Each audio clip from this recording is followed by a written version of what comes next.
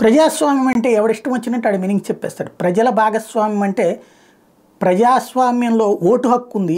ఏం చూస్తాం, అందరికీ ఓటు హక్కు ఉంది. కానీ 100 మంది ఒకడికి ఓటేసాం, 101 ఇంకొకళ్ళకి ఓటేశారు. 101 వచ్చినటువంటి వాడే విజేత. అంతేగాని 100 మంది వచ్చినటువంటి వాడు విజేత అవ్వడు కదా.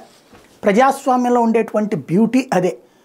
ఒక చోట 500 ఓట్లుంటే ఒకడికి 150 ఓట్లు వచ్చినాయి, ఇంకోళ్ళకి 125 ఓట్లే వచ్చినాయి. ఈ 125 వచ్చిన వాళ్ళు ఇద్దరూ కలిసిపోయారని చెప్పేసి అవ్వదు అక్కడ.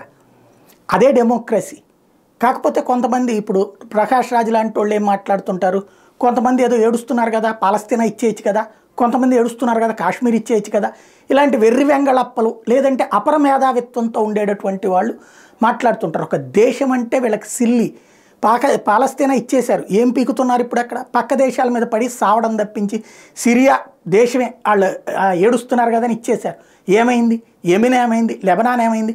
ప్రపంచంలో ఇట్లా ఏడుస్తున్నారు కదా అని ఇచ్చేసినటువంటి దేశాలన్నీ ఏడుస్తూ ప్రపంచాన్ని ఏడిపిస్తున్నాయి, తీవ్రవాదుల్ని తయారు చేస్తున్నాయి.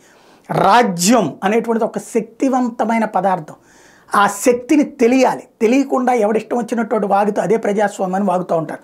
అట్లా వాగినటువంటి ఒక దేశానికి సంబంధించిన విదేశాంగ మంత్రికి, ఈస్టోనియన్ ఫారెన్ మినిస్టర్కి చక్కటి చొరకేశారు Jaishankar. External affairs minister S Jaishankar వాన్ applause as he talked about democracy in India at the second CII India Europe Business and Sustainability Conclave in New Delhi on February. Jaishankar said, "In this country, we know that when democracies work, we re-elect governments." He was responding to his Estonian counterpart Margus Tashank's comment on democracy.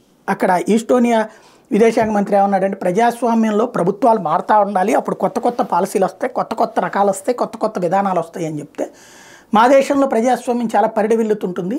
ఇక్కడ ఎవరు దేశానికి పని చేస్తున్నారో వాళ్ళని మళ్ళీ మళ్ళీ అనుకుంటుంటారు. అది నిజమైన ప్రజాస్వామ్యం అంటే, అంతేగాని ప్రభుత్వాలు మారిపోతూ ఉండటం కాదు అంటూ చక్కటి చొరకేశారన్నమాట.